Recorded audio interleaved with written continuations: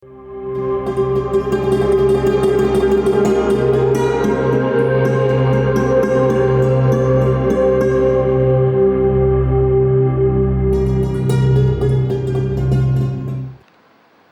আলাইকুম রহমতুল্লাহি ওয়া বারাকাতুহু। বিসমিল্লাহ আলহামদুলিল্লাহ ওয়াসসালাতু ওয়াসসালামু আলা রাসূলিল্লাহ ওয়া বাদ। প্রিয় দর্শক মণ্ডলী, সুন্দর এই সময়ে বিশ্বের যে প্রান্ত থেকে আপনাদের সকলের প্রিয় চ্যানেল দেশ টিভির পর্দায় আমাদের সাথে যুক্ত হয়েছেন প্রত্যেককে আন্তরিক মোবারকবাদ, প্রীতি এবং শুভেচ্ছা জানাচ্ছি জনপ্রিয় ইসলামিক আয়োজন ইসলামী জীবন ও জিজ্ঞাসার আজকের এই পর্বে। সাথে আছি মোহাম্মদ আল আমিন খান। প্রিয় দর্শক, আজকে অতিথি হিসেবে যুক্ত হয়েছেন বাংলাদেশের প্রখ্যাত ইসলামিক স্কলার, বিশিষ্ট ইসলামী চিন্তাবিদ এবং শিক্ষাবিদ ফজিলাতুল শেখ মোহতারাম হাফিজ মাওলানা লুৎফর রহমান হাফিজাহুল্লাহ, সম্মানিত সভাপতি বাংলাদেশ ইমাম সমিতি। আসসালামু আলাইকুম ওয়া রাহমাতুল্লাহি ওয়া বারাকাতুহু। ওয়ালাইকুম আসসালাম ওয়া রাহমাতুল্লাহ। শেখ, ভালো আছেন? আলহামদুলিল্লাহ রাব্বিল আলামিন, ভালো আছি। আপনি কেমন আছেন? আলহামদুলিল্লাহ। আপনাকে স্বাগত জানাচ্ছি আমাদের চমৎকার আয়োজনে। প্রিয় দর্শক, ইসলামিক যে কোনো প্রশ্ন করতে স্ক্রিনে দেখানো নাম্বারে ফোন করে জীবন ঘনিষ্ঠ ইসলামিক যে কোনো প্রশ্ন করতে পারেন। সেই সাথে দেশ টিভি ইসলামিক শো ফেসবুক পেজে গিয়েও কমেন্ট বক্সে যে কোনো প্রশ্ন রাখতে পারেন।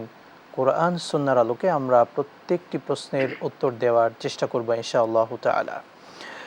আল্লাহ সুবহানাহু ওয়া তাআলা ইরশাদ করছেন, বিসমিল্লাহির রহমানির রহিম, ওয়াতাসিমু বিহাবলিল্লাহি জামিআন ওয়া লা তাফাররাকু।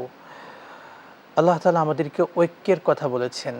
প্রত্যেকটি মুসলিম যেন নিজেদের মধ্যে সদ্ভাব রাখে, ঐক্য নিয়ে চলে, নিজেরা যেন সীসা ঢালা প্রাচীরের ন্যায় শক্তিশালী হয়ে থাকে। আজকে আলোচনা করব ইসলামী ঐক্যের গুরুত্ব, তাৎপর্য এবং এই পরিস্থিতিতে ঐক্যের প্রয়োজনীয়তা নিয়ে।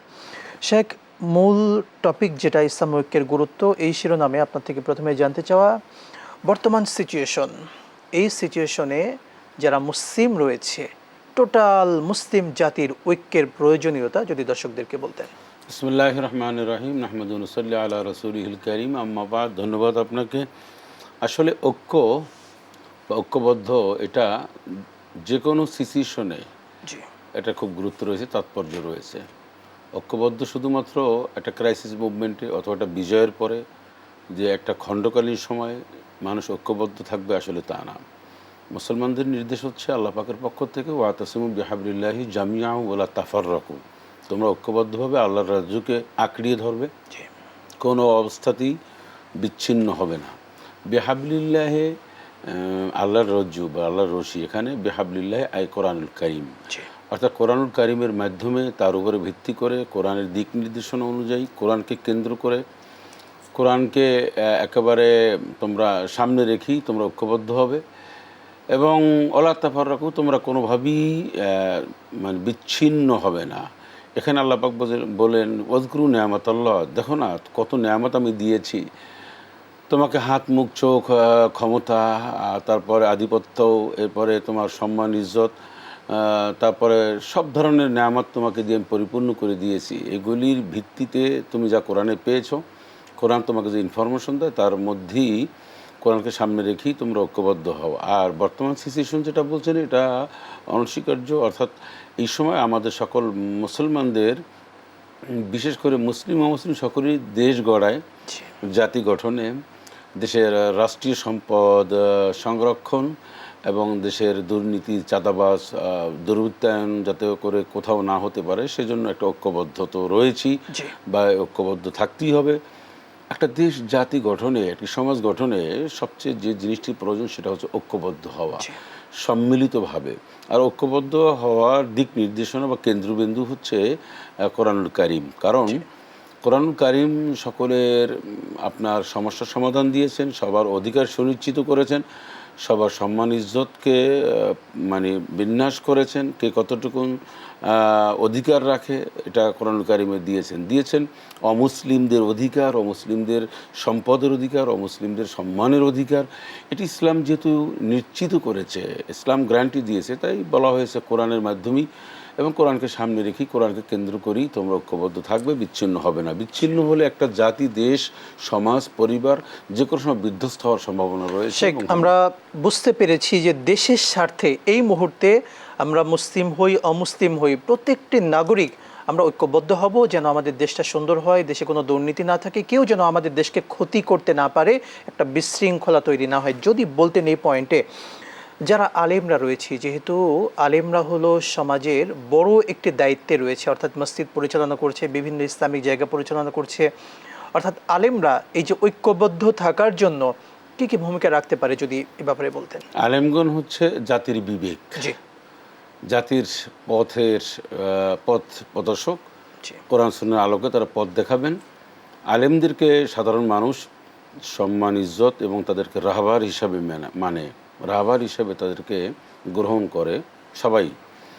সেহেতু আলেমদের ঐক্যবদ্ধ হওয়া খুব জরুরি এবং আলেমরা ঐক্যবদ্ধ হওয়ার প্রয়োজনীয়তা সাধারণ মানুষকে বলবেন এবং এই ক্ষেত্রে আলেমদের অগ্রণী ভূমিকা পালন করা দরকার এবং সময়ের দাবি সকল ওলামায়ে কেরামরা ঐক্যবদ্ধ হবেন। ঐক্যবদ্ধ যদি জাতি না হয় তাহলে এর জন্য দায়িত্ব আলেমদেরকে নিতে হবে, হিসাব দিতে হবে আল্লাহর কাছে আলেমদের আগে।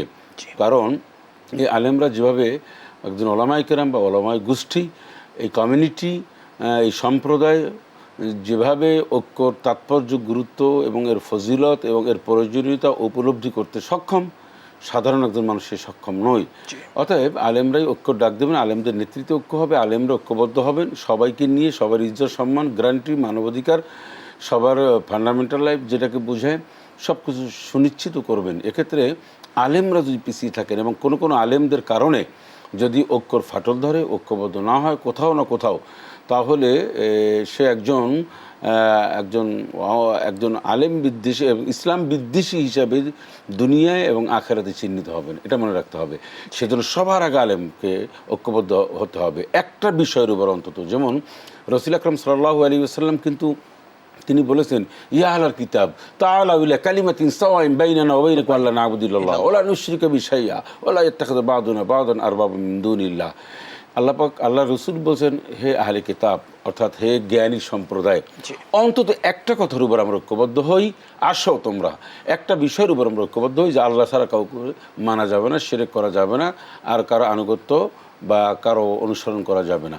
ওলামায়ে কেরাম কোরআন এবং সুন্নাহর আলোকে ঐক্যবদ্ধ হন।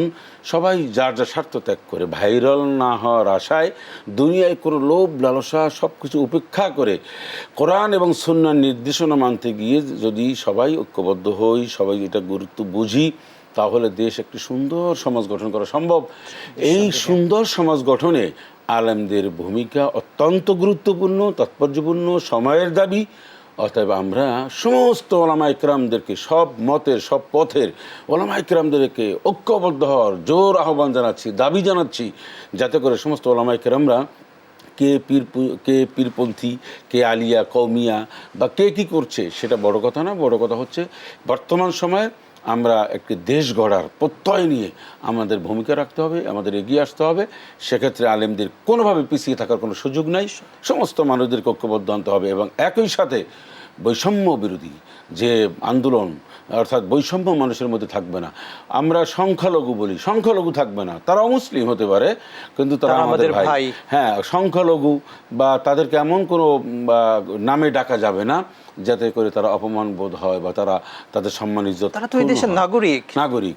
অথবা আমরা সবাই নাগরিক, এদেশের নাগরিক। বাংলাদেশে যারা থাকবেন সবাই আমরা ভাই ভাই, আমাদের মধ্যে ভেদাভেদ থাকবে না, আমাদের মধ্যে কোন্দল থাকবে না। প্রতিহিংসা রাজনীতি পরিহার করতে হবে। দখলবাজ, চাঁদা, তারপরে যা আছে সব কিছু উপেক্ষা করে একটি সুন্দর সোনালী সমাজ এবং সমৃদ্ধ বাংলাদেশ গঠনে আমাদের সবাই একেবারে ঐক্যবদ্ধ ভূমিকা পালন করতে হবে ইনশাআল্লাহ। শুকরান, জাযাকাল্লাহ। চমৎকার অল্প কথায় বিস্তর যে আলোচনাটা আপনি নিয়ে আসছেন আমাদের দেশের জন্য এই মুহূর্তে এটা একান্ত জরুরি। আমরা একটি প্রশ্ন নিচ্ছি। সম্প্রতি আজকে কিশোরগঞ্জের পাগলা মসজিদ, যেটি ঐতিহাসিক মসজিদ, এই পাগলা মসজিদে ২৬ দিনে ২৮ বস্তা টাকা পাওয়া গিয়েছে। তো এমন কিন্তু প্রায় পাওয়া যাচ্ছে, ২ মাস বা ৩ মাস পরে পরে এগুলো পাওয়া যাচ্ছে। আসলে মানুষ কেন সেখানে এত পরিমাণ টাকা দান করে, বা এখানে দান করলে কি মনের কোনো বিশেষ আশা পূরণ হয়, বা কারণটা কি মূলত শেখ বলতেন যদি? ধন্যবাদ আপনাকে। ২৬ দিনে ২৮ বস্তা মানে পার ডে ১ বস্তারও বেশি। আচ্ছা, এই আগেও এই পাগলা মসজিদের ঘটনা ঘটেছে। আমরা অনেক টাকা পয়সা, তো এবার বোধহয় খুব বেশি, জানি না কেন। হয়তোবা যাতে করে পদ পদবি ঠিক থাকে, অথবা যাতে করে বিপদগ্রস্ত না হয়, মনে হয় এই সমস্ত বিষয় চিন্তা করি। যাদের কাছে বেশি টাকা, কাদের কাছে টাকা সাধারণ মানুষও বোঝে, তারাই মনে হয় টাকাগুলি বেশি দিয়েছে, কিন্তু তাদের যে আশা আকাঙ্ক্ষা পূরণ হয়নি বা হবে না, হওয়ার মতো সুযোগ ইসলাম এখানে নাই, এটা প্রমাণিত। আর সবচেয়ে বড় কথা হচ্ছে, আশা আকাঙ্ক্ষা পূরণের জন্য মসজিদে এইভাবে টাকা দিলে, পাগলা মসজিদ কেন, যে কোনো জায়গায়, এটা শরীয়ত কখনোই এর কোনো দিক নির্দেশনা নাই, শরীয়ত এটাকে অনুমোদন করে না। এবং ইসলামের কোথাও নেই যে এরকম মসজিদে টাকা পয়সা দিলে নিজের আশা আকাঙ্ক্ষা, অবৈধ আকাঙ্ক্ষাও পূরণ হবে, বৈধ আকাঙ্ক্ষা পূরণ, এমনটি নাই। শেখ, আমরা অবৈধ যদি একটু কথা বলি, আমরা দেখেছি একটা চিঠি, ওখানে একজন মুসলিম তরুণী, সেই মেয়েটি একজন খ্রিস্টান যুবককে বিয়ে করার জন্য একটা চিঠি লিখে সেখানে বক্সে ফেলে দিয়েছে। তো এটাও কিন্তু সে তার মনের আশা পূরণ করার জন্য এখানে ফেলেছে, মনে হয় এটা ফেললাম অর্থাৎ আমার মনের আশাটি পূরণ হবে, এভাবে যদি বলতেন তাদের উদ্দেশ্যে। বিষয়টি হাস্যকর, জি, এবং ভিত্তিহীন, এবং পাগলের একটা চিন্তা ভাবনা। অবশ্যই আমরা এই টাকাগুলি যদি এতিমখানায়, তারপরে বিভিন্ন দুস্থ মানবতার খাতের তাগিদে তাদের জন্য, এবং যারা এই দেশে এ পর্যন্ত যারা জীবন দিয়েছেন, তাদের পরিবার রয়েছে অনেক অসুস্থ, তাদের জন্য যদি ব্যয় করতো তাহলে সেটা পারফেক্ট ছিল, সেটিই ছিল সত্যিকার অর্থে। কিন্তু যা করেছে, বিন্দুমাত্র সওয়াব হওয়ার কোনো সুযোগ নাই। আমি একদম চ্যালেঞ্জ করে বলি, যারা যে সমস্ত বিষয়ের উপরে এরকম টাকা দিয়েছে, এদের কোনো ধরনের কোনো সওয়াব হওয়ার কোনো সুযোগ নেই। কারণ ওই মসজিদে টাকার প্রয়োজন নাই। এত মসজিদ থাকা অবস্থায়, দেশের হাজারো মসজিদ রয়েছে যেখানে অনেক কিছু নাই, সংস্কার করা জরুরি, মাইক, তারপর আরও অনেক কিছু, ইমামদের ফ্যাসিলিটিস থেকে শুরু করে, এই সমস্ত মসজিদে যারা টাকা দেয় সেখানে সওয়াব হবে। কিন্তু তৈলাক্ত মাথায় তোল দেওয়ার মধ্যে কোনো কল্যাণ নেই। যেমন ঠিক তেমনিভাবে পাগলা মসজিদে টাকা দেওয়া, এটা সম্পূর্ণ একটি বিদআত, এবং এটা কোনোভাবে জায়েজ নাই। এটা আমরা পরিষ্কারভাবে বললাম, যারা দিয়েছেন তারা বৃথা দিয়েছেন। এটা সরকারি কোষাগারে যাবে, সরকার জনগণের জন্য ব্যয় করবে, হয়তো জনগণের কল্যাণের জন্য দেবে, এটাই আমরা আশা করি। শুকরান, জাযাকাল্লাহ। গুরুত্বপূর্ণ কিছু পয়েন্ট আমরা আপনার থেকে শুনলাম। শেখ, যদি বলতেন, একটি প্রশ্ন এসেছে মিরপুর থেকে, সাইমুম ভাই প্রশ্ন রেখেছেন, আমি বিভিন্ন ট্রাক ড্রাইভারদেরকে ভাড়ার ব্যবস্থা করে দিই, এই ভাড়ার ব্যবস্থা করে দেওয়ার জন্য তাদের থেকে কিছু কমিশন নেই, এই কমিশন নেওয়াটা আসলে ঠিক হবে কিনা? এর একটি ব্যবসার অন্তর্ভুক্ত। জি, যদি স্বচ্ছতা থাকে, প্রতারণা আশ্রয় না থাকে। সেটি হচ্ছে এমন যে আপনার একটা গাড়ি প্রয়োজন, আমি বললাম আপনি ঢাকার থেকে ধরুন চিটাগাং যাবেন, কত হাজার টাকা, আমি আপনার সাথে চুক্তি করলাম যে আপনি আমাকে 10,000 টাকা দিবেন। আপনি বললেন আচ্ছা ঠিক আছে। আমি একজন ট্রাক ড্রাইভারকে বললাম, ভাই এই কন্ডিশনে ঢাকা থেকে চট্টগ্রাম যাবে, আপনাকে আমি 8,000 টাকা দেবো টোটাল। উনি যদি রাজি হন, তাহলে এটা, উনি তো শ্রম দিয়েছেন, এবং উনি যিনি মাঝখানে এটা করেছেন, উনি এই জ্যাকটা বা এই লাইনটা তৈরি করতে, অথবা উনি এখানে ইনভেস্ট করেছেন মেধা, ইনভেস্ট করেছেন তার সময়ে। টাকা হচ্ছে গাড়ি আপনার, টাকা আর একজনের, মাঝখান থেকে উনি সহি শুদ্ধভাবে নিয়েছেন। আপনি যদি তার সাথে এরকম একদম স্পষ্ট কথা থাকে, তাহলে আর কোনো প্রতারণার কোনো জায়গা থাকবে না। প্রতারণা করার যদি জায়গা না থাকে, তাহলে কোনো সমস্যা নেই। চমৎকার বলেছেন, শুকরান, জাযাকাল্লাহ। আমরা আরেকটি প্রশ্ন নিচ্ছি কক্সবাজার থেকে। ইব্রাহিম খলিল প্রশ্ন রেখেছেন, প্রায় সময় অলসতার, মনে হয় যে অলসতায় থাকি, এই অলসতা দূর করার ইসলামিক কোনো উপায় আছে কিনা? অলসতা হচ্ছে, অলস মস্তিষ্ক হচ্ছে শয়তানের কারখানা, আড্ডাখানা। একজন মোমেন অলস থাকতে পারে না। একজন মোমেন কখনোই অলস হবে না, সে কখনোই তার সময়ের তার মূল্য দেবে। সেজন্য তার ওয়াল আসর সূরাটি পড়া উচিত। ওয়াল আসর ইন্নাল ইনসানা লাফি খুসর, সময়ের মূল্য দিয়েছেন আল্লাহ পাক। আপনার জীবনের সময়টা কে দিয়েছেন? আল্লাহ পাক দিয়েছেন। এখন অলসতায় যদি আপনি এবং খেলতামাশা, তুচ্ছতাচ্ছিল্য এবং আনন্দ উপভোগ এর কারণেই যদি আপনি সময়টা ব্যয় করেন, তাহলে সেটা ঠিক হবে না। কিয়ামতের দিন এই সময়ের বিষয়টি আপনাকে জবাব দিতে হবে। 5টি প্রশ্নের উত্তর দিতে হবে কিয়ামতের ময়দানে। এর মধ্যে একটি হচ্ছে আপনার সময়, কোন পথে সময়টা ব্যয় করেছেন, এটির ব্যাপারটা কিন্তু আল্লাহ জিজ্ঞাসা করবেন। সুতরাং অলস থাকতে পারবেন না। আপনি কোরআন পড়বেন, সহিহ সুন্নাহ পড়বেন, বিভিন্ন বই পুস্তক পড়বেন, জাতির খেদমতে যাবেন, ব্যবসা বাণিজ্য করবেন। অলস থাকে কেমন একজন মানুষ? অলস মানুষ সমাজের একটা বোঝা, নিঃসন্দেহে। অলস একজন মানুষ থাকতে পারে না। একজন মানুষ কী করে সে কাজকর্ম না করে বা মানুষের উপকার না করে, দেশ জাতি ইসলামের খেদমত না করে সে অলসতা কাটায়? অতএব সে মানুষ না, সে অন্য কোনো প্রাণী। শুকরান জাযাকাল্লাহ। আমরা বিরতির পরে বিস্তারিত শুনবো আপনার থেকে ইনশাআল্লাহ। প্রিয় দর্শক মণ্ডলী, দেখছিলেন প্রিয় চ্যানেল দেশ টিভির পর্দায় চমৎকার আয়োজন ইসলামী জীবন ও জিজ্ঞাসা। বিরতির পরে আরও একবার স্বাগত জানাচ্ছি আপনাদের প্রিয় চ্যানেল দেশ টিভির পর্দায় প্রিয় আয়োজন ইসলামী জীবন ও জিজ্ঞাসার আজকের এই পর্বে। প্রিয় দর্শক, ইসলামিক যে কোনো প্রশ্ন করতে স্ক্রিনে দেখানো নাম্বারে ফোন করে প্রশ্ন করুন। সেই সাথে দেশ টিভি ইসলামিক শো ফেসবুক পেজে গিয়েও কমেন্ট বক্সে প্রশ্ন রাখতে পারেন। আমরা ইসলামী ঐক্যের গুরুত্ব নিয়ে শুনছিলাম এমন মুহূর্তে যে সময়টিতে ঐক্য একান্ত জরুরি প্রত্যেক মুসলিমদের, আলেমদের, প্রত্যেকটি মানুষের। শেখ চমৎকার কিছু পয়েন্ট বলেছেন, যদি এই পয়েন্টে বলতেন আসলে আমরা ঐক্যের কথা বলি, কিন্তু ঐক্যের পথে অন্তরায় কি কি, যে কোন কারণে ঐক্য ঠেকে আছে যদি বলতেন। ধন্যবাদ আপনাকে। ঐক্য হয় না কেন? এর মধ্যে প্রধানতম দুইটি কারণ। একটি হচ্ছে ঐক্য হয় না, ঐক্যবদ্ধ যারা হবে তারা পার্থিব স্বার্থকে তারা সবসময় জন্য প্রাধান্য দেয়। অর্থাৎ পদ পদবি, তারপর টাকা পয়সা, এগুলি তাদের মধ্যে একটা বড় ধরনের কাজ করে। দেশের সম্পদ, দেশের মানুষ, দেশপ্রেম যখন অনুপস্থিত থাকে, দেশের প্রয়োজন, দেশের সম্পদ, এগুলি যখন মানুষ উপলব্ধি কম করে এবং ব্যক্তি চরিতার্থ অর্থাৎ ব্যক্তি যখন তার স্বার্থ যখন সে প্রাধান্য দেয়, তখনই সে আর ঐক্যর মধ্যে যেতে চায় না। ঐক্যবদ্ধতা একটা স্যাক্রিফাইসের বিষয়।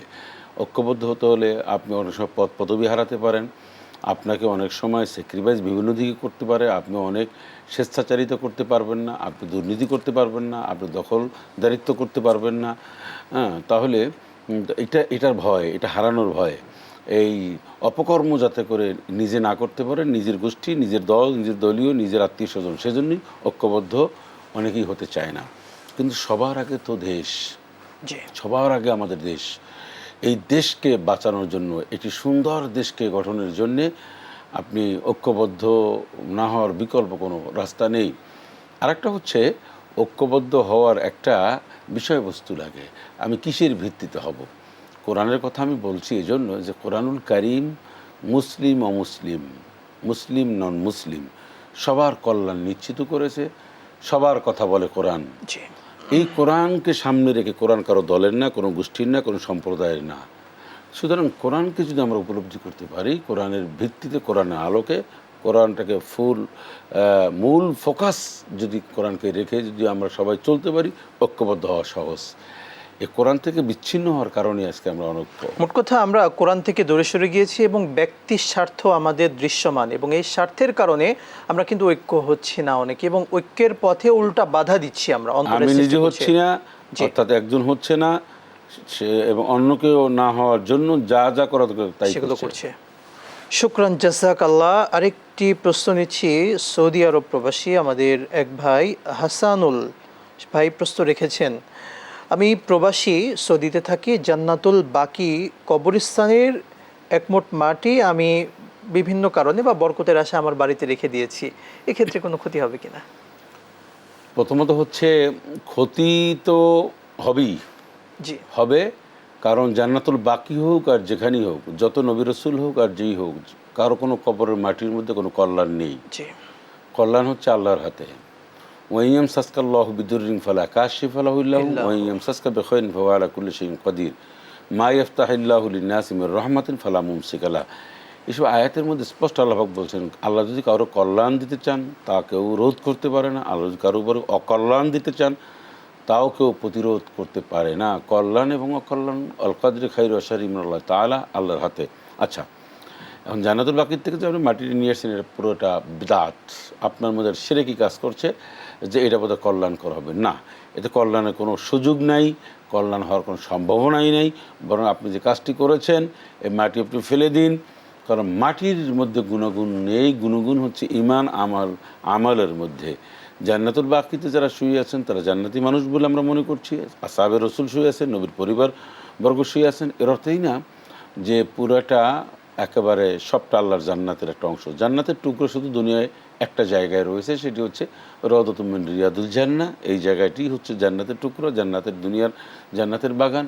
এছাড়া কোনো নবী রাসূল, আসহাবে রাসূল কারো কোনো কবরের সুযোগ নাই। আলহামদুলিল্লাহ, আমি অনেক নবী রাসূল, অনেক সাহাবী, নবীর পয়গাম, নবীর আওলাদ ফরজন, তার বংশধর, অসংখ্য জায়গায় আমি গিয়েছি, বিভিন্ন দেশে। আমি কোথাও এটা আনারও চেষ্টা করিনি, আমি মনেও করিনি, এবং আমি মনে করেছি তাদের জন্য দোয়া, এবং আল্লাহর কাছে বলেছি, আল্লাহ তাদের মতন আমাদেরকে জীবন গঠন করার সুযোগ করে দাও। কিন্তু এটা কোনোভাবেই একজন মুসলমানের কাম্য নয়। এমনকি এই বাইতুল্লাহ শরীফের গিলাফ, এইটা আপনি নানান ধরনের রুমাল, জামা, টুপি এরকম ঘষে মুছে তারপরে এগুলি নিয়ে আসে অনেকে অনেক কল্যাণ মনে করে, এর মধ্যে কোনো জি, আসলে কল্যাণ শুকরান নেই। জাযাকাল্লাহ, আপনাকে অসংখ্য ধন্যবাদ। বারাকাল্লাহু ফি হায়াতিক। প্রিয় দর্শক, ঐক্যের কোনো বিকল্প নেই। আমি যদি ঐক্যবদ্ধ না হই, একটি দৃষ্টান্ত এমন হতে পারে, একদল ছাগল তারা একসঙ্গে যদি থাকে তাহলে বাঘ এসে তাদেরকে আক্রমণ করতে পারে না, কিন্তু দল ছোট যে ছাগলটি আলাদা চলে তাকেই কিন্তু বাঘ এসে আক্রমণ করে ধরে খেয়ে ফেলে। সুতরাং আমি যদি ঐক্যবদ্ধ না হয়ে আলাদা চলি তাহলেই কিন্তু আমার বিপদ, এবং চরম বিপদে আমাকে পড়তেই হবে। সুতরাং আসুন, নিজের স্বার্থে, দেশের স্বার্থে, আমাদের প্রিয় দেশটাকে সুন্দর করতে আসুন ঐক্যবদ্ধ হই, প্রত্যেকে ঐক্যের কথা বলি। আল্লাহ তাআলা সেই তৌফিক দিন। আমিন। ওয়াসসালামু আলাইকুম ওয়া রাহমাতুল্লাহি ওয়া বারাকাতুহু।